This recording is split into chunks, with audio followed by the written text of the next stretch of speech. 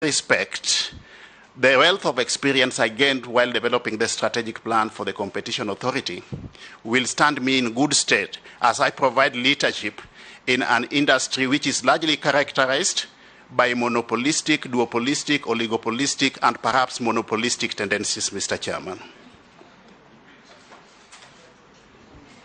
I'm talking about an industry, Mr. Chairman, with few players, either 1, 2, 3, or with few players but differentiated products. That's what I've said in short. Also, Mr. Chairman, I've been the consultant for development of strategic plan for Kentrade, and this prepares me adequately to discern how to use e-commerce in the conduct of business, which is also integral in the ICT sector. That has prepared me adequately. Also, have been the consultant about 10 years ago for development of strategic plan for the Africa Telecommunications Research Institute, that is AFRALTI. This is a training institution for that industry, and I've gotten a wealth of experience in discerning the operational environment within which telecommunications sector operates, Mr. Chairman. Apart from that, Mr. Chairman, I've had existential experience of serving as a council member of the Kenya School of Government, and my experience in that space also prepares me adequately to understand the operations of the public sector. So, in short, Mr. Chairman, the wealth of existential experience spanning over 22 years which I've gained in the public sector prepares me adequately to understand, comprehend the operational environment within the public sector operates, the policy frameworks that guide or govern that sector, and emerging issues in the operational environment that we need to align to moving forward, Mr. Chairman. Within the political space, Mr. Chairman, may I also mention, for purposes of clarity, that I've had the opportunity to serve in the year 2012-2013 as the head of the CORD Presidential Campaign Secretariat, Mr. Chairman, and also Chief Campaign Manager to the then CORD Presidential candidate. Subsequent to that, I've also had a stint within the ANC party, where I also served as a close ally and strategic advisor to the party leader then of the ANC party, Honorable Musalia Mudavadi, and also ran for a parliamentary seat during the elections, by-elections in Kibra in the year 2019. Subsequent to that, Mr. Chairman, I've been part and parcel of the Kenya Kwanza presidential campaign, being a member of the Presidential Campaign Steering Council, being a member of the Economic Advisory Team, which came up with the bottom-up model and also developed the plan, the economic, the campaign manifesto, popularly known as the plan, and subsequently also developed the 48 charters on the basis of which we made commitments to the people by way of what we are going to do with respect to service delivery once we come into government. I've also served as Deputy Secretary General of the UDA party, responsible for policy and strategy, Mr. Chairman, but I've since then resigned, vacated that position effective 11th of October 2022. So moving forward, what I'm saying in a nutshell, Mr. Chairman, is that I'm fully prepared for this position and I'm ready to execute this mandate if I'm cleared by this committee. Thank you, Eliud. I will now invite members to ask you any questions or to make any statement towards your nomination, and I'll start with the Deputy Speaker.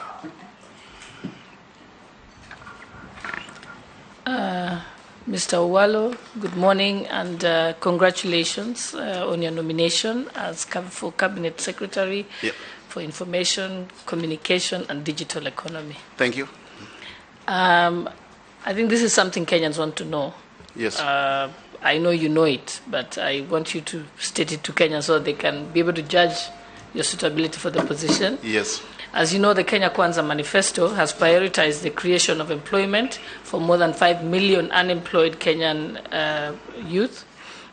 It's also hoped that the business process outsourcing industry would create jobs in places like the Konza Technopolis Yes. which is almost at a standstill at the moment as we speak. Yes. So Kenyans want to know what plans do you have for revamping and accelerating the completion and uptake of the Technopolis and contributing towards the commitment for creating jobs in that industry? Thank you. Thank you for that question. We'll take four. We take four questions. Then Okay. you can answer them in the order they came or in whichever order you like. Okay. Kimani Chungwa. Thank you, Honorable Speaker. Speaker, let me declare interest that I worked closely with nominee Eliud Owalo, as he said, in UDA and in the Kenya Kwanza economic team. And I indeed appreciate his varied skills, even in microeconomic analysis. But Honorable Owalo, maybe I'll begin with the microeconomic analysis of your net worth. Yes. You indicate that you have land up country within Siaya County, valued at about 200 million shillings. Yes. I would want to know the acreage, whether it's one parcel and the acreage. Two, you indicate that you have about 200,000 Europhila eucalyptus trees sitting on 20 acres, valued at about 160 million. From basic arithmetics, it means you have 10,000 trees per acre. I don't know how practical that would be to have 10,000 eucalyptus trees on per acre. That's on your net worth, and is a quick microeconomic analysis now that you have very good expertise in that area. On what you are being nominated for, Eliud, the Postal Corporation of Kenya has leased numerous of its assets across the country. Buildings, land to individuals. I would want to hear whether you may want to review some of these leases and their benefit to the corporation, because this is a corporation that's now on its deathbed. Employees at the Postal Corporation of Kenya are going for months without pay, while numerous of its assets are not deriving value for it. I'd also want to hear your thoughts on the sale of telecom spectrum, especially in the last 1 year, telecom spectrum that have been sold, and to the benefit of two prominent families in this country, and not to the benefit of the country or the sector that you're going to work in. I think I'll take that for now, Mr. Yes, Honorable Chair. Let me also declare that Mr. Owalo and I both hail from Siaya County. And besides, we have worked previously very closely with Mr. Owalo in ODM. I remember during those days, Eliud, I, and a few others were what I would call ideological soulmates. And so on that basis that I want to proceed with my question. One, Mr. Owalo, you will recall during those heady days, some two incidents. One is on the 14th of January, 2015. You led a team to Langata Primary School at the height of the controversy surrounding the alleged grabbing of its land by certain private developers or investors. You later addressed the media at the school compound, castigating these private developers, okay? And in fact, you are quoted to have said that these developers had hatched the plot to grab the land towards Christmas Day of the previous year and completed the fraudulent transaction within a matter of days through the connivance of the relevant state organs. What I want to know is, if you still hold the view, very strong view that you held then, that primitive accumulation of wealth and grabbing of public property is something to be eschewed, something to be frowned upon. Two is on the 16th of July 2013. Remember, you were summoned by the DCI over allegations of a plot to destabilize the then Jubilee government. Okay? And you went on record again to clarify that the summon had been made by a Mr. Cheriot of the DCI, who had wanted you to clarify certain issues. Well, when you came out, of course, you decried this kind of move as an abuse of state power and misuse of government institutions. Do you still hold that view? Thirdly, as I finish, is I have gleaned through your private website. And in that private website, you pride yourself as a market leader in the field of organizational restructuring.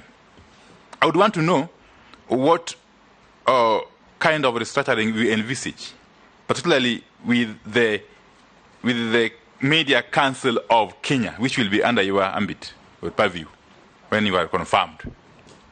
Remember the case of the CEO of this council arbitrarily attempting to throw out a board member, and Parliament had to come in to stop that illegal move.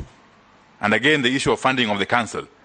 How is the council accountable for the funds that are appropriated to it? Okay. Finally, is the elephant, the big animal called Government Advertising Agency. This agency has become a tool being used by the state to stifle freedoms, as envisaged under Article 33, that's of expression, 34, media freedom, and 35, the right to information held by the state. It is also being used to punish certain media houses by denying them advertisements. So what are you going to do to reform this area? Thank you. Robert. Yeah, thank you, Chair. I know the nominees are aware that National Assembly had passed the cyber crimes bill, and it was actually assented to by His Excellency the President to become an act of Parliament. Then it found its Waterloo in the court of law. Now, knowing and noting that the way social media has spread and the kind of things that people are posting on social media, particularly our young children, when they come out of Form 4 and get a smartphone, one of the things they'll go out there is to start probably either transmitting information that is not true, that is fake news. Several times they've killed people who are still alive, and also to insult leaders. His Excellency, the former president, did say that he came out of Facebook and Twitter because of those insults. Kenya has been, I think, ranked one of the worst cyber bullies. And for your information, Canada is a list in cyberbullying. The only bully, I think, in Canada was a Kenyan who has since left. Now, I wanted to know, what will you do to ensure that this situation is sorted out and is controlled? And of course, finally, I would like to know whether Kenya Kwanza still maintains that they will provide free internet everywhere. Thank you. Eliud, you can now answer those four. Okay. Thank you, Chairman. Those questions have brought to the fore very pertinent issues, which I want to respond to. On the issue of jobs, Mr. Chairman, we would, as a matter of priority, leverage on ICT to create jobs. One of the fundamental areas that we will target, of course, is agriculture. Through optimal deployment of ICT, Mr. Chairman, we are able to add value to the processes along the value chain so that we enhance efficiency and effectiveness within the production processes in the agricultural sector to create jobs, Mr. Chairman. Two, with respect to digitization of government services, which is going to be also a key result area for me in this sector, we envisage to create a critical mass of digital jobs with a view to effectively bringing into the job market current unemployed youth who are actually qualified but lack opportunities, Mr. Chairman. Three, we want, as opposed to just formal jobs, we want to ensure that we encourage and facilitate the culture of entrepreneurship, Mr. Chairman, through effective deployment of ICT, more so with respect to the digital jobs that we want to create, and the massive ICT literacy program that the industry envisages to be undertaken under this ministry, Mr. Chairman. We will equip not just students in high schools with the relevant ICT skills, but we will also ensure that correspondingly the teaching fraternity are well equipped with the relevant IT skills, so that we have got a critical mass of young people getting out into the job market with skills that can facilitate entrepreneurship in this sector, as opposed to opting for white-collar jobs, so that people are self-employed, Mr. Chairman. In the same vein, through adequate innovation and creativity, Mr. Chairman, we can leverage on the potential of KONZA to, one, facilitate production of cheap equipment, devices, which will be a means of creating jobs, ICT devices, which will be a means of creating jobs along the manufacturing value chain, on one hand. But two, also, we can leverage on the potential of KONZA to facilitate development of ICT software, which also along the value chains will create a critical mass of jobs, Mr. Chairman.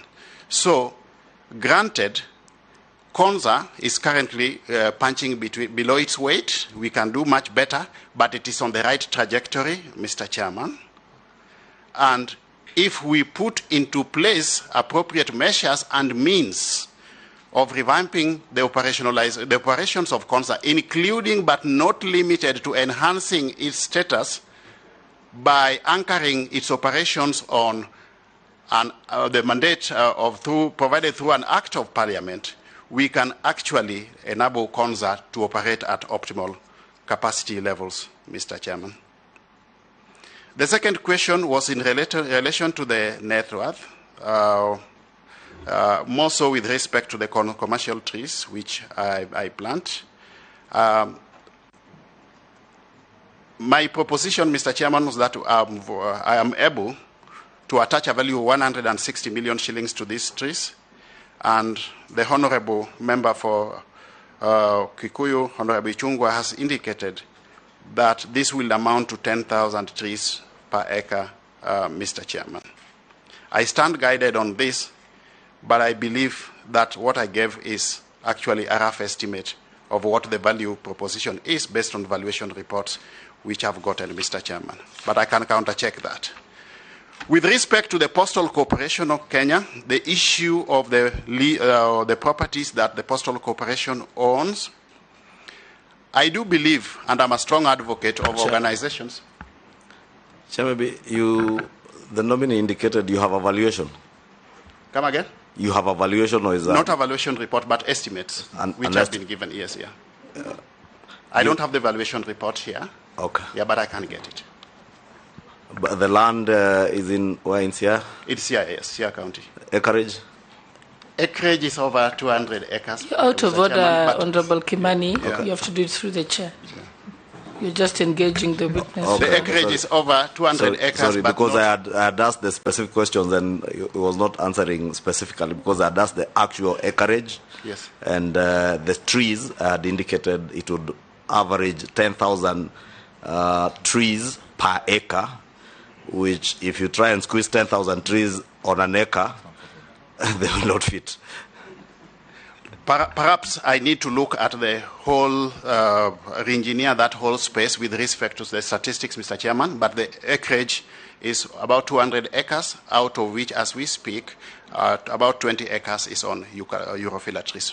But I can actually counter-check this fact and get back to the committee at an appropriate time.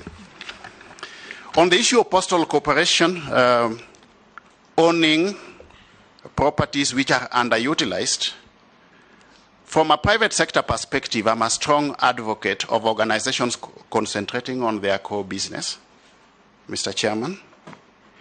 And perhaps this could be an avenue of diversifying the revenue stream if we could get certain partners of partners from the private sector partnering with postal corporation to develop some of these properties instead of leaving them idle. This could actually be a means of diversifying the revenue streams of postal corporation, Mr. Kenya. On the sale of telecom, one, my understanding is that telecom holds a critical mass of strategic ICT infrastructure that serves various facets of our Kenyan economy, Mr. Chairman. Strategic in the sense that some of these are critical factors or critical services within the government ecosystem. As much as telecom had gone private, it would be prudent that as much as we advocate for privatization of entities, this should not compromise national security, in my understanding, Mr. Chairman. This is something that I believe the National Treasury, which holds shares in that entity on behalf of the Kenyan public, took into due consideration. And I promise that if I'm successful at this stage upon assumption of office, I'll quickly consult with my counterpart at the National Treasury so that we get a feasible way forward on the issue of telecom, while not at the same time negating the principle of privatization, which I hold very dear, Mr. Chairman. Now, on the issue of my ideological orientation, the Honorable Member has mentioned that on the 14th of January 2015, I raised issues with the grabbing of Langata Primary School land and whether or not I still hold the same position.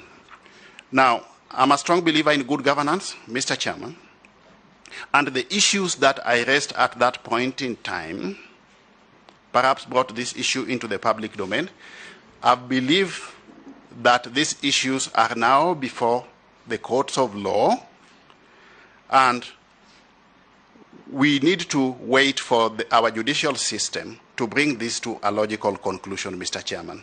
Now, as much as we need to hold dear the principles of good governance, I, in the same vein, believe that we need to allow independent institutions, Mr. Chairman, to execute their mandate without any undue influence from any sector in government. And if institutions are independent, let us not have any other arm of government interfering in the independent institutions or the operations of those independent institutions. So I believe that the institutions which are charged with this responsibility will execute their mandate with respect to this case to a logical conclusion. And at that point in time, we will stand guided accordingly, Mr. Chairman.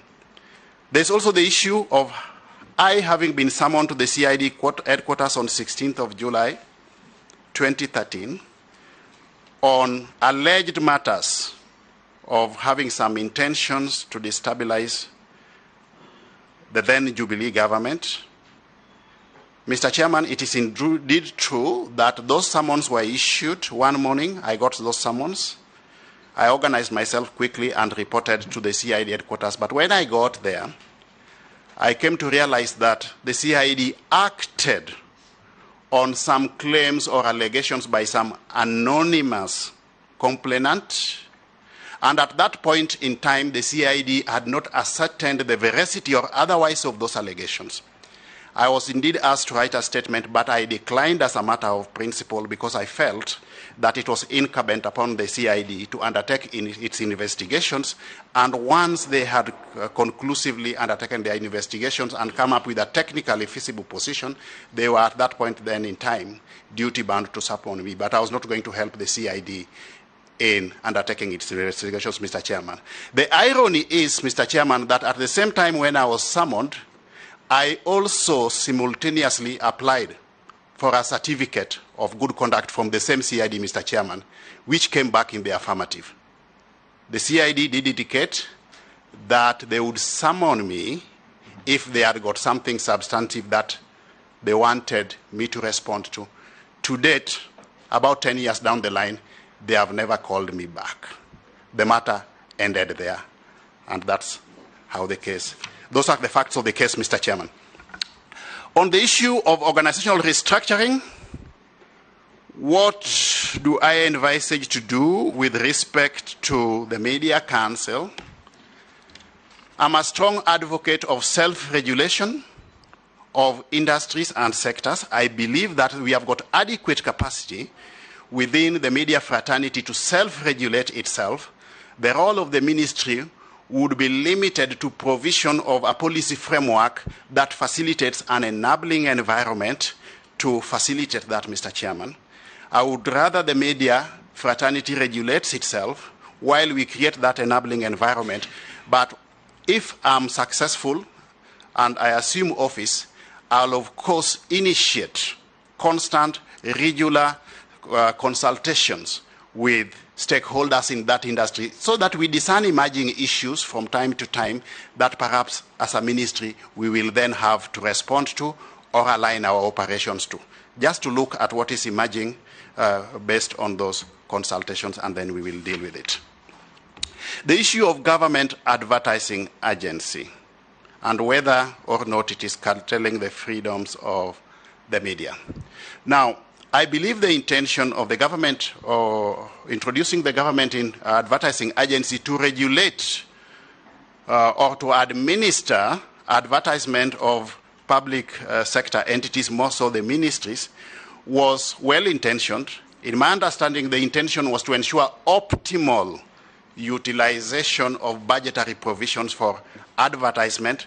This, again, is an issue we can look at, and depending on whatever feedback we get from the stakeholders, I believe in a participatory approach to leadership, Mr. Chairman, then we can re-engineer everything in that space at that point in time, based on matters arising therefrom or incidental thereto, Mr. Chairman.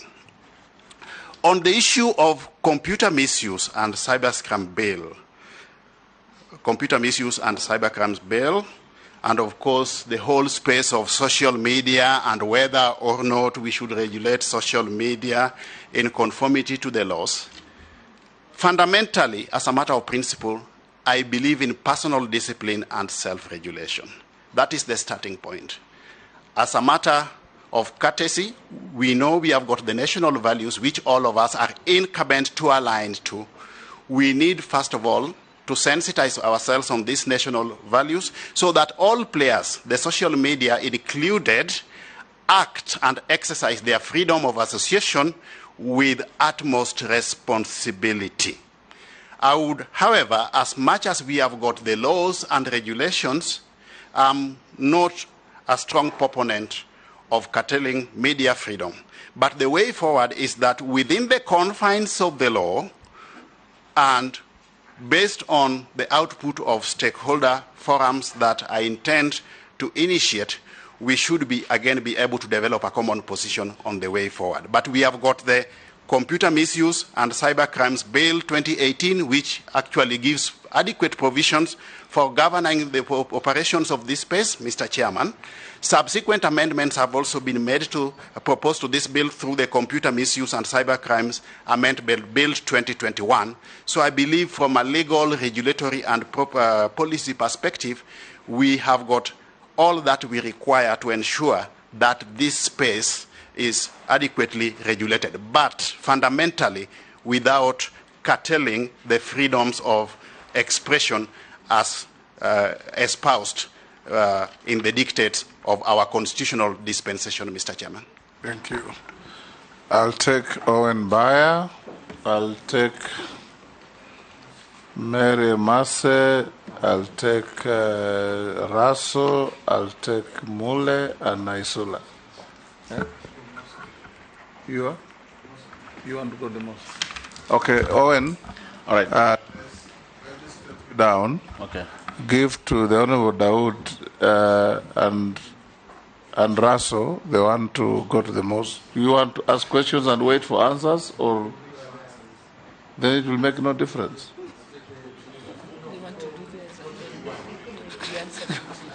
I thought you want to throw in a question and leave us to take the answers. Okay? Then, okay, I'll give you. Thank you. Thank you. I'll give you with Raso and Mishi. Yeah. Mishi, you also want to go to the mosque? Yes, Friday. It's Friday today. Yes. You finish, then I can excuse you as we go on with the rest. Oh, and I hope you don't mind. Matters of faith are very sensitive. Thank you, Mr. Speaker. Thank you very much. Let me congratulate the nominee.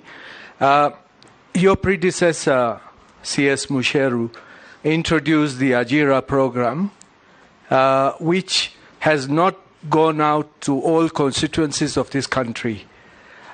In your position, if you are confirmed, do you think you will continue with that Ajira program and expand it, or you're going to do something more radical than what C.S. Musheru did? Secondly, regarding internet connectivity, I remember the President Ruto talking about internet connectivity for the whole country. How will you achieve it, and are you thinking of doing it? Thank you. Thank you, Mr. Speaker.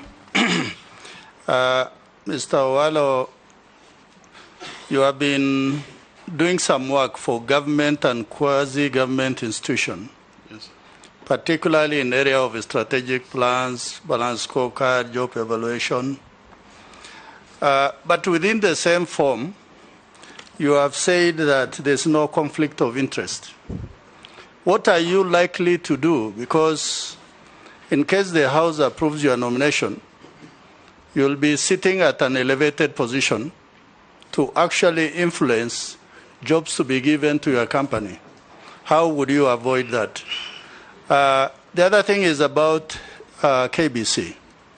KBC is a depository of the history of this country, and it is the mother institution that has given birth to all other media houses.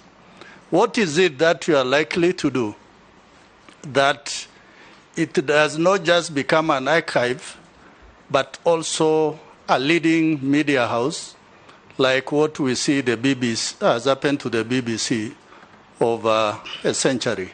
Thank you, Chair. Yeah, thank you, Honorable Chair.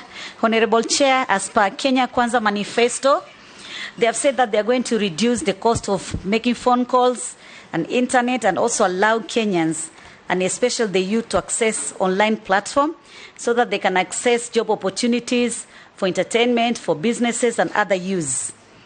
I don't know how viable is it going to happen, because the last regime, where His Excellency was the Deputy President, you promised to give laptop to all the students in our schools, but it never materialized. I don't know how different are you going to do it right now to ensure that this one is achieved. The other one is on e-learning as a remedy to ensure that we reduce the cost of education. But I would also want to hear whether you're going to extend this in terms of adult education centers, where so many Kenyans who could not access education during their early ages, now they want to be literate. Thank you, Honorable Speaker. Eliud, you can quickly answer those short, precise questions. Okay, thank you, Mr. Chairman. The Ajira digital program is a fundamental and, in my view, very feasible proposition. Yes, we will continue with it because it is actually a mechanism of leveraging on our digital platforms to create jobs for the youth. If we enhance the ICT infrastructure in place, Mr. Chairman, we should be able to have this Ajira digital program rolled to all parts of the country. And with the intended rollout of 100,000 kilometers of fiber optic cable, we should be able to facilitate access to the Ajira digital program in all parts of the country. With respect to internet connectivity, yes, we will enhance this. How do we do this, Mr. Chairman? One, the starting point again is the ICT infrastructure. Ensure that through the digital superhighway, we have got reliable and stable and extensive ICT infrastructure all over the country. And then once we have done that, we come in to see ways and means of lowering the cost of internet so that we have got access to internet all over the country, Mr. Chairman. Mr. Chairman, ceteris paribus, the cost of internet, like any other product in the market, is a function of the inputs that go into the productive processes. If we lower the cost of ICT infrastructure, we should then be able to end up with affordable internet everywhere, up to the village and even the household level, Mr. Chairman. On the issue of my hitherto extensive consultancy experience within government and SAGAS, and whether or not or how I will handle that moving forward, Mr. Chairman, I strongly subscribe to the principles of good governance. I understand the fact that if I assume office as CS, I cannot continue undertaking consultancy for government. As we speak, I've already given firm instructions to my lawyers to evaluate this position and see how fast, upon assumption of office, if I'm cleared, I can then vacate the consultancy space for government, Mr. Chairman, and this is something that I promise to do. There will be absolutely no conflict of interest on my part with respect to consultancy assignments, more so with respect to specifically the execution of these assignments by the firm where I've been the managing consultant, Eliud and Associates. With respect to KBC, I fully and exclusively agree with the honorable member that something needs to be done about KBC. Mr. Chairman, it is ironical that KBC, with its strong brand and wide network of infrastructure, is today punching below its weight in the marketplace. This will be one of my key areas of intervention if I come into office as CS for this ministry, Mr. Chairman. So what do I intend to do? One, I intend to revitalize the operations of KBC, first of all, by rebranding it. I don't quite understand the reason that informed, first of all, the change of name from the Voice of Kenya to the Kenya Broadcasting Corporation, Mr. Chairman. You know, there are certain very simple, basic things you can do and just turn over an organization. Just by changing the name of KBC to and reverting it back, for example, I'm just giving a hypothetical example, to its hitherto Voice of Kenya. That stands KBC in good stead to be seen as a market leader in that sector. Simple things. You just rebrand it. Two, we can strengthen or leverage on ICT to re-engineer the content of KBC so that it gets effective positioning in the market. Three, we need to revitalize the infrastructure of KCB so that it is in tandem not just with market needs, but also benchmarked with global best practices in that industry, Mr. Chairman. Those are some of the interventions, and I promise, without fear of contradiction, Mr. Chairman, that the issue of KBC will not just be one of my thematic areas of key result areas of intervention, but I would also want to be held accountable by virtue of having a very clear performance indicator as far as turning KBC is concerned. The issue of cost of internet and creation of jobs, yes, I believe I've answered this, but I can just come up again and give more value proposition to my earlier answer. If we enhance the ICT infrastructure and ensure that we have got adequate skills through the digital literacy program, not just for the students, but also the teachers and also other market players, such as the health sector and the public at large, we should then be able to leverage on ICT to enhance efficiency and effectiveness in our production processes, not just to bring down the cost of living, but also to create jobs, Mr. Chairman. Issue of laptops, yes, this is something that I believe is doable, and if in any case we will do it. Through the Konza Metropolis, Mr. Chairman, there is already a rollout of distribution of these laptops to school. But it is not just an issue of distribution of laptops. It must be in tandem with simultaneous undertaking of a massive e-literacy program at all levels, Mr. Chairman, so that the demand in the market is responded to, Mr. Chairman. The e-learning for adult education centers, this again, just the same way we are going to have the digital villages targeting the youth, we can equally do the same for the adults, Mr. Chairman, so that we really have a truly digital economy without unnecessary segmentation of that marketplace where we have some lopsided interventions where perhaps only the youth are benefiting, but we leave out the adults, Mr. Chairman. So yes, it can be done. Thank you, Eliud. Owen? All right. We can release... yes, sir. Mary, I'm very clear what I'm doing, Mary. I had given Owen Bayer, yourself, I was going on, then they raised the issue of going to the mosque. So now I'll give to Owen, you, then I'll give to the team at the back, I'll give to Naisula, Gikaria, and Mule. Please ask one question each so that we manage our time well. I think the gentleman is doing reasonably well. Okay. Thank you, Speaker and Chair. My question on Nigeria has been responded to, but I would like to focus on something you said when you were telling us about yourself. You said you're an expert in organizational restructuring and strategic planning.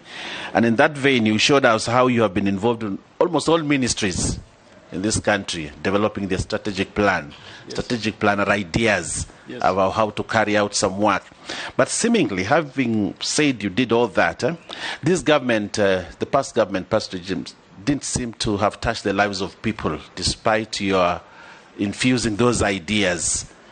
And the cost of life went high, cost of living went high, everything else didn't go right, and yet this government seemed to have been exclusively operating on your ideas. What value do you bring to the new government? What is it, what new ideas do you have that will permeate government and make life better, reduce the cost of living, make life good for Kenyans? And what went wrong, despite your ideas? Thank you, Chair. Mary? Thank you, Speaker. Through you, the nominee. One of the other pledges that we gave to the Kenyans through the Kenya Kwanza pledges was the mainstreaming, was the need to mainstream the development of arts and culture. I'm talking about theaters, music halls, art galleries, into the infrastructure development program. We all are aware that we have a lot of talent out there. And to the members, I know each one of us has had to support an artist. Where I come from, they go and record music in Uganda. So my question is, as Cabinet Secretary, what are some of the areas you'll prioritize, and how will you address the challenge of funding the infrastructure projects to unlock the potential of the creative economy? And I offer you 5 acres of land in Teso South to start one for Busia County. Thank you. Yes, Naisula. Thank you, Chair. Mr. Owalo, how do you facilitate the inclusion of students from the rural communities or those that are in far-flung areas who don't have access to modern technology and internet connectivity, just so that there is equity? And Mr. Chair, if you'll just allow me to add this, that having worked at KBC, I don't think that rebranding is the main problem. It has been rebranded and rebranded and rebranded before. I don't think that is the main challenge. You might have to relook at it. But I want to also hear about the staff. You have to look at their motivation when you look at promotions, their salaries, just so that KBC is not only an incubator of good talent, and then they move to the private media houses, but you should actually aim to retain the great talent that is at KBC. Good. Nakuru East. I am impressed, Mr. Owalo, by what you've done on the aspect of the pro bono.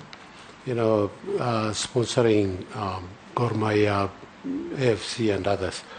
How I wish that that amount of money would have been used at these small clubs in Siaya village for you to be able to, to tap talent. Because, as you have said, and I've seen some of the articles that you've written on how the government should come in and save AFC and Gor Mahia, which is something that is okay. But how I wish you would have gone down to the village. And my question is about if we digitalize services, government. When I was doing my course, we were told as we also digitalize, then the aspect of cutting employment is also very huge. As you digitalize, then you reduce the number of employment, because if things were done manually, you could see how the number of employees, and yet Kenya Kwanza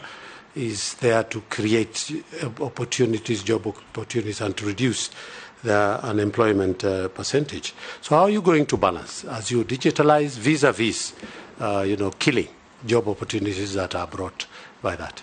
Thank you. Mule. Thank you very much, Speaker.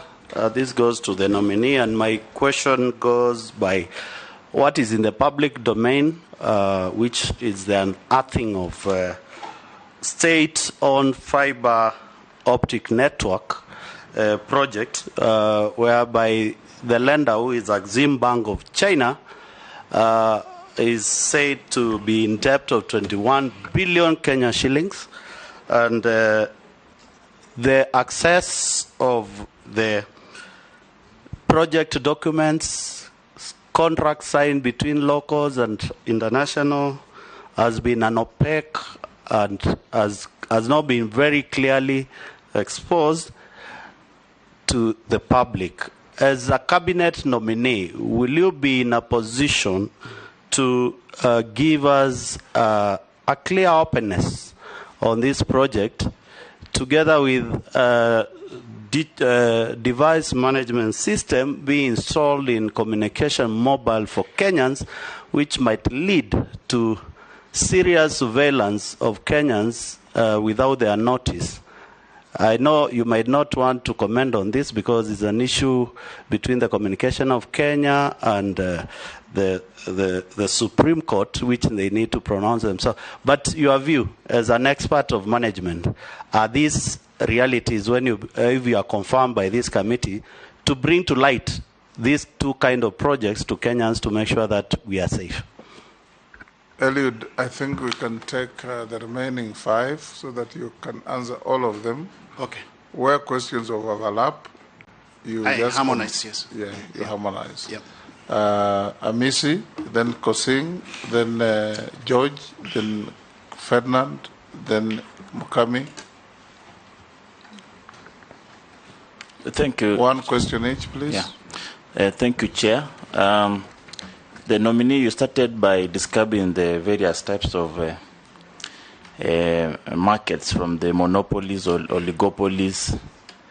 And touching on monopolies that have controlled the market here in Kenya, most citizens become suspicious of the monopolies that exist, because they basically cause inequalities and they wield a lot of economic power. They exploit, factors of production, labor and capital to the disadvantage of the other new entrants. Do you think it is a common threat to telecommunication in the near future and even in the media? Because when you focus so much on one state media to the disadvantage of the other, in a very highly competitive global environment, is this a threat, monopolies?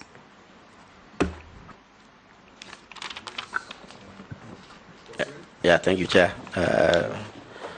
Nominee, my name is Honorable Kosing David, MP for Poko South. I didn't say my name earlier.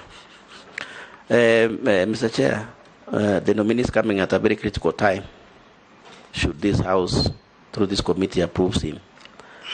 And there's been a bit of some controversy back and forth, particularly on the marginal areas of this country, which of course is known as arid and semi-arid areas or counties, which then is about 70-80% of the country in terms of network, Honorable Chair, for purpose of communication, security, and so on.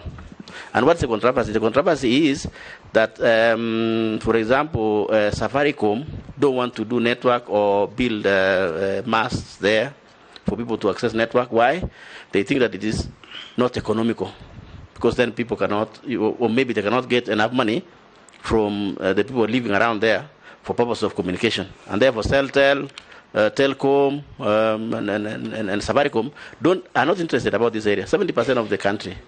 Now, Honorable Owalo, should you be, what will you consider? Because there's this fund called Universal Service Fund, which was established by the people of Kenya because of that, so that this fund can be able to build networks in those areas so that Kenyans can access network. But nothing much has been done. What will you do in your 100 days? Will you promise this House that in your 100 days, because millions of those Kenyans living in those areas now are listening to you and watching and saying, what will you do? Will you take that one as one of your performance contracts from ourselves, from myself on behalf, and say you will be able to take this fund to where it is supposed to have been working, which is those areas which people consider uneconomical, and yet there are people of Kenya living there. Thank you, Chair. George. Thank you, Chair. Thank you, Chair. Nominee, we represent rural constituencies, and a while back we were encouraged through CDF to construct ICT hub centers. Not many were constructed because I think there were reservations, because people felt the ministry may not be able to carry this through.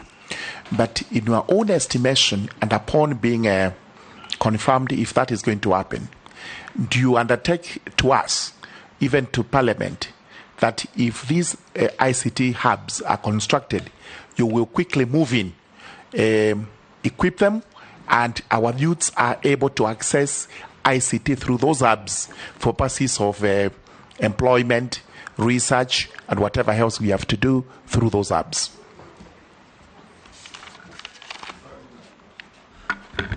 Of Kwanza. I see. My name is Ferdinand Wanyonyi of Kwanza constituency. I've seen some bit of realignment of the parastatals in the government, to the extent that even some departments are realigned wrongly. I know of a case where I've been discussing with my colleagues here as well. You find that irrigation department, which is basically in agriculture, was moved to, I know irrigation is water, but what you irrigate crops, is moved to blue economy. I don't know by name or whatever, the arrangement of that. And if you are being a consultant, I see you're very vast in this, and I respect you for that reason. Again, we have had a case where government bought shares from telecom. Yeah. Now I think it's, so to say, is now state-owned. Telecom is state-owned. I don't know for what reason this has happened. And now you find now telecom is not doing the same thing. We used to use it for parcel of land, moving the communication by land. Now it's no longer there. I'd rather get matatu, put whatever I have to take to my country, up country, instead of using the post office. What's your view on this? Am I right or you're right to have done this arrangement, which I think, in my view, is actually taking us backward? Or is it for individual gains? Thank you. Thank you. Mukami, the last, this batch. Thank you, our nominee. I'm impressed you've done your homework. What will you do to safeguard talent and intellectual property for the youth who will be the drivers of the digital economy. And I would also like to know what you think about the split of Safaricom to M-Pesa and Voice. Thank you. You can quickly answer those, Eliud. Okay, first of all, from Honorable Massey, the issue of mainstreaming the development of arts and culture, the creative economy. One, what we need to do, first of all, is to tackle this issue by understanding the functional domains which fall within this sector. We have got music, we have got design, we have got theater, just to mention but a few, and even arts and crafts. Now, this is an economy, Mr. Chairman, that envisages to exploit the potential of hitherto untapped capabilities amongst our youth. How do we do this? First of all, there is need for appropriate legal and regulatory framework in this industry. We have got the Copyright Act. This needs to be strengthened, so that the intellectual properties of these young people is not taken advantage of by middlemen or based on dysfunctionalities in the marketplace. Two, we need to empower these people through provision of adequate access to capital. How do we do this? If I'm confirmed and I take over office, I need to initiate the Kenya Film Bill and liaise with the House so that it becomes an act that will facilitate the establishment of a film fund, Mr. Chairman, that can facilitate access to cheap credit, provision of widely accessible credit, but also being disbursed at optimal rates of interest, way below the prevailing market or bank rates, Mr. Chairman. Chairman, is he coming back? Chair? Yes. Is he coming back to my question, or does he seem to have jumped? Oh, yes, Honorable Owen Bayer. The issue of restructuring, yeah? Oh, yes, I've developed many strategic plans, but then there's a disconnect between the number of strategic plans I've developed and what has been witnessed by way of results. Now, let me clarify, Mr. Chairman, that strategy has got three facets. There's the component of strategy formulation, there's the facet of strategy implementation, there's the facet of strategy monitoring, evaluation, and reporting. All these facets of strategy, Mr. Chairman, are anchored on what critical success factor, which is leadership. We don't have a shortage of strategic plans in this country. Historically, since independence, we have always developed good strategic plans. But we have been having a leadership deficit. What do I mean by a leadership deficit? Anytime you come up with a major change program, you must have a transformational leadership that can facilitate effective implementation of those change programs, while at the same time ensuring that you have got an elaborate risk mitigation framework, Mr. Chairman. We have had good plans, but the will to implement some of these plans has been a challenge, based on leadership at the top echelons, Mr. Chairman. I'm happy, Mr. Chairman, that today, under the Kenya Kwanza government, we have got a leadership that is transformational, a leadership that is a change agent, a leadership that is ready and willing to venture into hitherto unfamiliar territories for the benefit of the Kenyan people. And I believe that in the next phase of our strategic planning cycle, where we are going to develop the 2023-2022 strategic plan for ministries and the implementing agencies, we will not just come up with strategic plans that will not be implemented, Mr. Chairman. So that then will facilitate successful implementation of the strategic plans. So the answer is leadership deficit has been a problem. The issue of mainstreaming of arts, that one I've answered. The issue of whether students will have access to technology. I believe in the principles of equity, impartiality, and equitability, Mr. Chairman. We are going to enhance the ICT infrastructure indiscriminately to all parts of the country so that we have got adequate ICT infrastructure in every village up to every household, Mr. Chairman, so that our ICT functional domain can contribute to the extent of the envisaged 10% of the GDP, Mr. Chairman. Issue of KBC, yes, I agree with Mheshimiwa again that we need to look at staff motivation. My position on this is as below, Mr. Chairman. One, the remuneration structures in government are largely regulated by the Salaries Review Commission. But as a consultant, I believe that our remuneration architecture should be informed by an objective job evaluation exercise, whether it is done by SRC or any other private sector provider. But the guiding principle should be the ability to pay. If KBC was turned around through an effective turnaround strategy and it became viable, feasible, and has the ability to pay, nothing stops you from telling SRC that, look, these are the salaries and remuneration levels that you are proposing to enable us attract and retain the staff that we already have. We want to benchmark our salaries and benefits levels with the prevailing market rates, and we have got the ability to pay. SRC will not stop you. The only problem we have in the public sector, Mr. Chairman, is that organizations rely, or largely, parastatals rely largely on the exchequer for purposes of funding. We need to move away from that space so that we become creative and innovative by way of exploring new and more viable means of resource mobilizations, anchored on an appropriate and elaborate innovative resource mobilization strategy, Mr. Chairman. Of course, backed up with diversification of the revenue streams.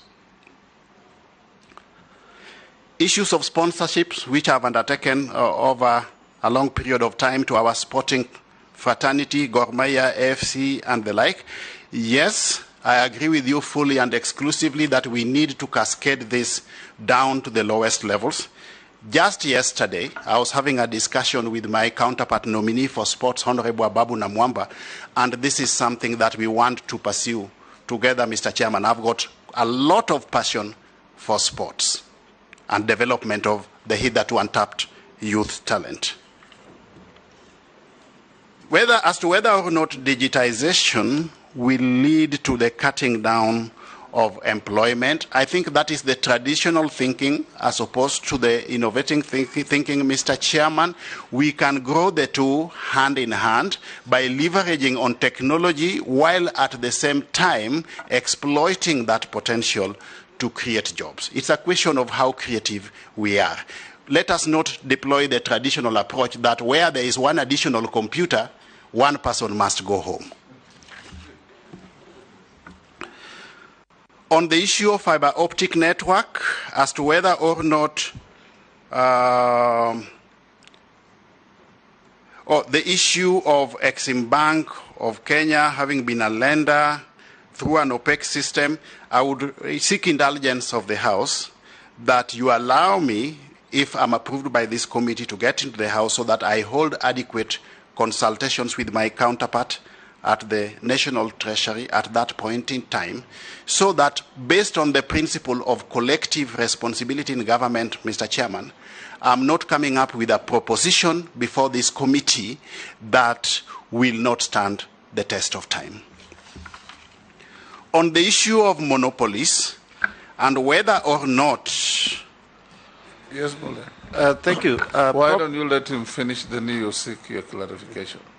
I just want him to finish one for all because it's something... Oh, okay, fine. Okay.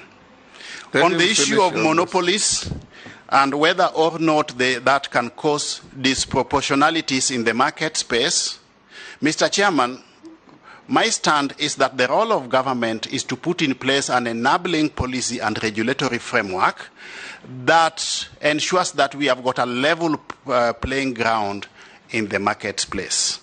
Once that is in place, then it is incumbent upon each and every player in that space to exercise its strategic agility and maneuverability for effective positioning in that marketplace to attain both comparative advantage and competitiveness.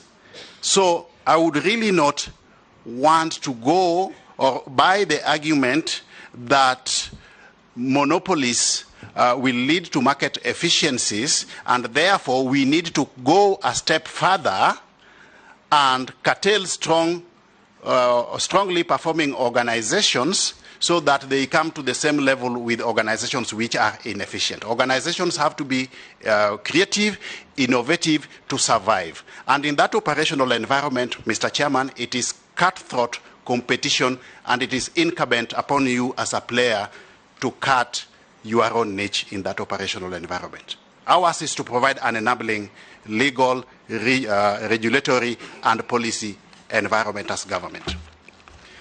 The issue of semi-autonomous areas, yes, as to whether or not we will extend the ICT infrastructure into those places, yes, and we will actually leverage on the Universal Service Fund, so that we utilize the resources available within that basket to extend the ICT infrastructure to those places so that we have got some equity and equitability in the provision of ICT infrastructure, Mr. Chairman.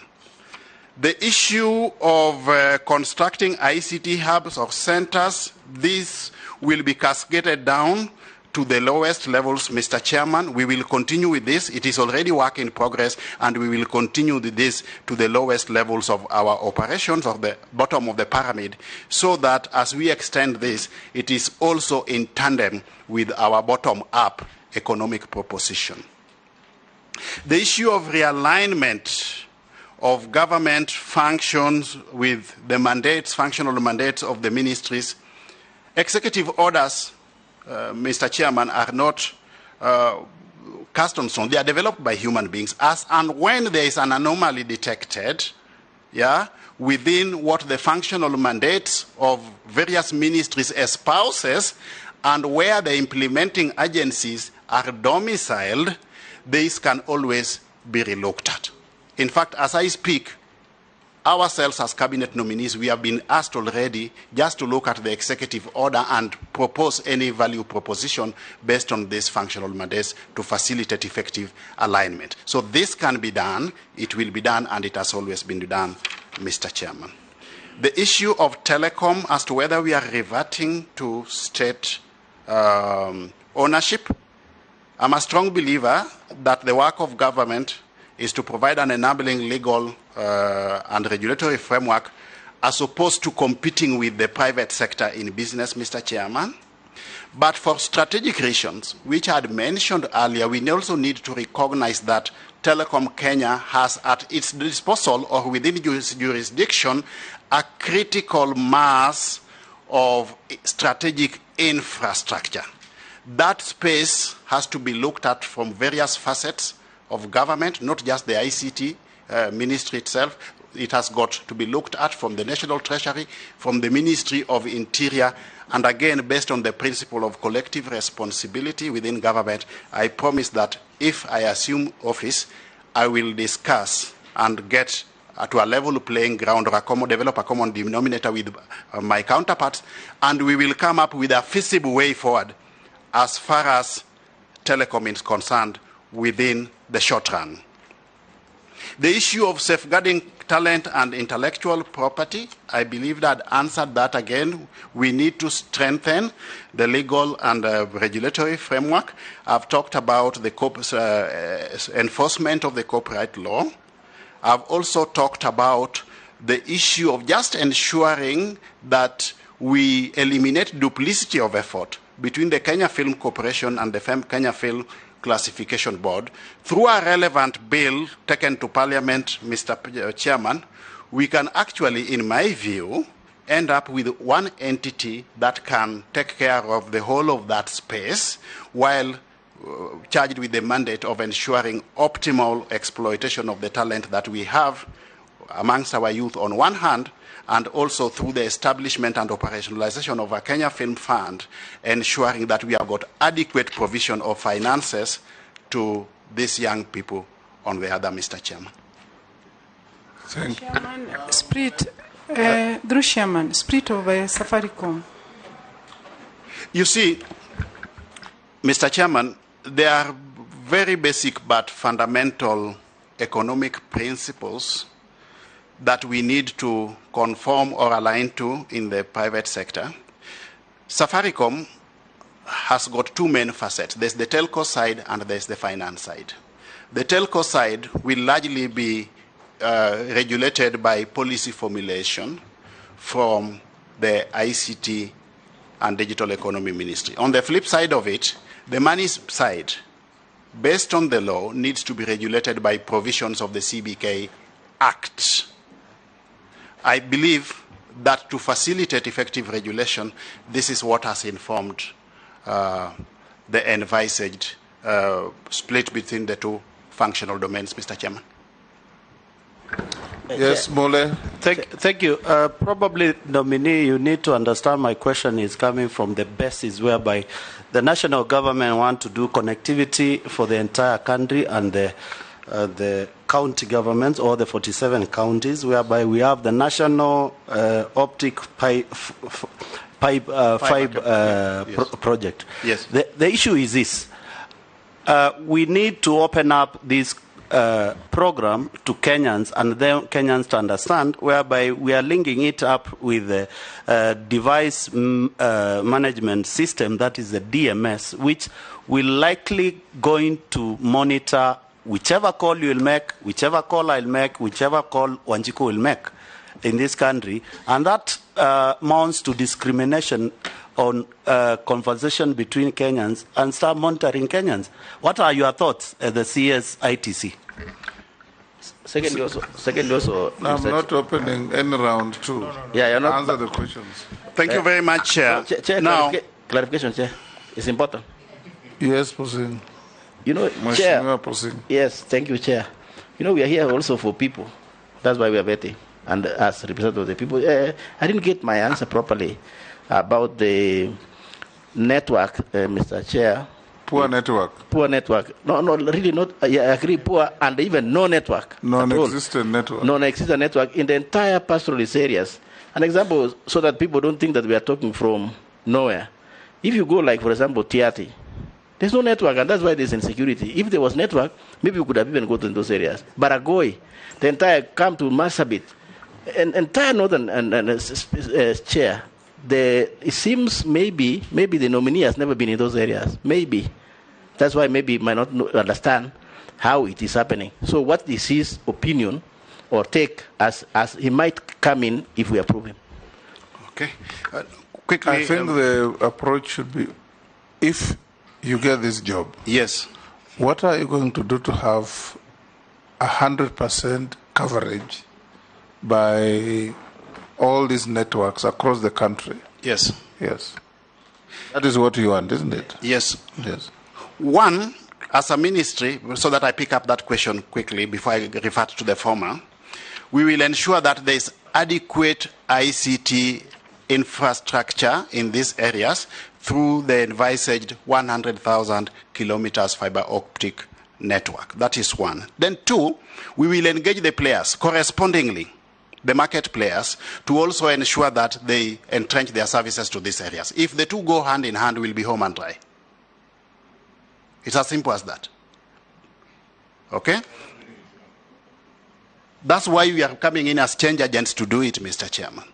Let us not be captive to the past. We are Don't coming exchange with him. I'm addressing you, Mr. Chair. Yes. That's why we are coming in to bring about change, Mr. Chair. My apologies. Yeah. We cannot be captive to the past. We are coming in to offer transformational leadership that is going to introduce radical change so that we are not captive to the status quo. And we will do it, Mr. Chairman. The second question was the issue of data security, which Mr. Mule raised. You see, there's the issue of the Data Protection Act on one hand, and the Computer Misuse and Cybersecurity Act on the other, Mr. Chairman. One, the Data Protection Act, among others, is meant to facilitate a situation where data in the hands of the market players is not abused or misused. And the provisions are very clear. So we need actually just to enhance that. And if there are any issues or emerging issues that need to be addressed, again, I've said from the onset that we will adapt a participatory approach and engage all stakeholders so that their views can be integrated into this process. We also need to understand, Mr. Chairman, that the rate of change of legislation or legislative reforms or policy and regulatory reforms is slower than the rate of innovation. So if innovation is ahead of legislation or policy or regulatory framework, then we will definitely introduce changes or propose changes to the existing policy, legal and regulatory frameworks so that it responds to the needs of the market. I believe I've answered. Inooro, tell us in 3 minutes what you wish this committee to do for you. One, Mr. Chairman, in my concluding remarks, my proposition is that I've got a vision for this sector. My vision is an empowered and digitized Kenyan society. To realize this vision, I believe working together with the team that we have within the ministry and the sector at large, including the implementing agencies, we should be able to facilitate economic transformation of Kenya while leveraging on ICT for purposes of competitiveness and sustainable development. I believe that I'm coming into this sector, Mr. Chairman, to offer transformational leadership, to introduce change, and to realize this, I'll ensure that we have got appropriate planning framework within the ministry and the implementing agencies. I'll ensure that we have got structures that are effectively aligned to the strategy at all levels to facilitate implementations of the plans that we will have. I'll ensure we have got comprehensive performance management framework that will facilitate implementation of these strategic plans, while at the same time also having a comprehensive monitoring and evaluation and reporting framework. This will be anchored on my ability to facilitate provision of transformational leadership that facilitates change within the sector, Mr. Chairman.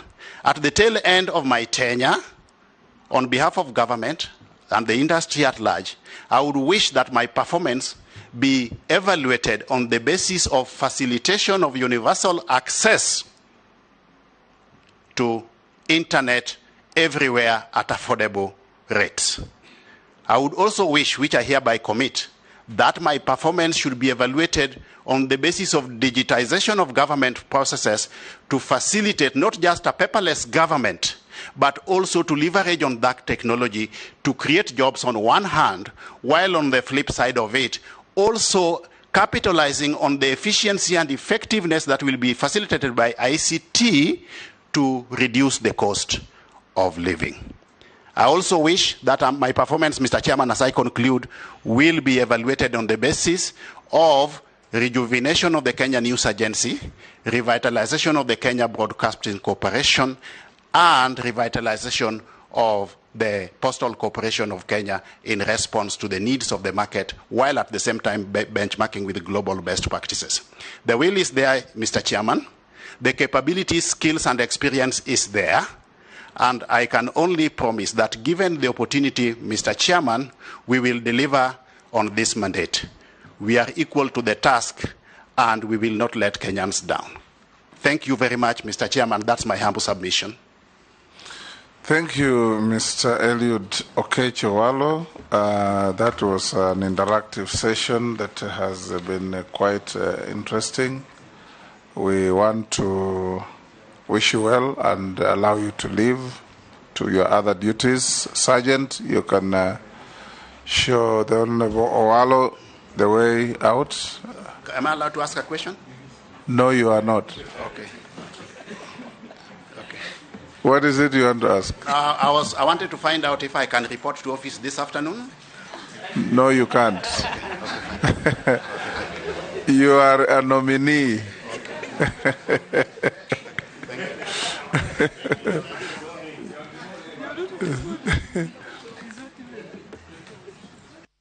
Honorable members, can we break for lunch and resume at 2:15? 2:15.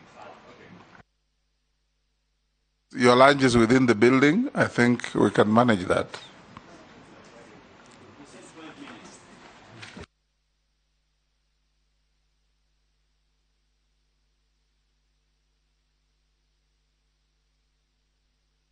You come back. We have also saved some time.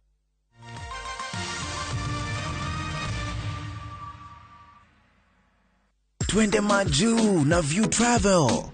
5 days Dubai or Zanzibar from $600. 5 days Mauritius from $900. 4 days Seychelles from $1,000. 5 days Malaysia from $1,500. 5 days Thailand holiday from $1,100. 5 days Cape Town from $1,000. And Bali. 5 days from $2,200. Call 0703-254-254 or email connect@viewtravel.com. To fly Maju, pop.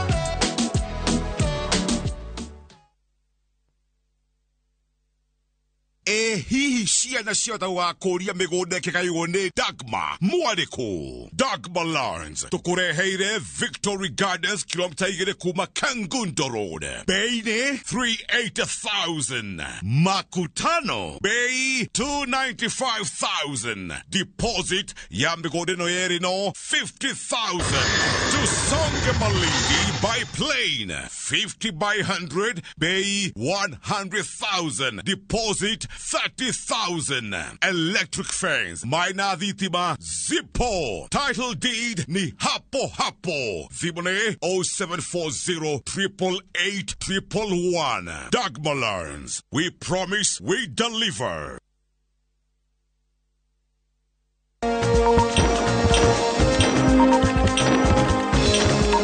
Kansa ti twiro ria gikuo. Kumenyeka gwitene wina kansa ni kugitagira muoyo waku. Mweri uyu wa 10 oya ikinya ria guthimwo thibitari-ini iyo egukuhiriirie. Ndumiriri ino wareherwo ni Royal Media Services. Ni tugwiciragia.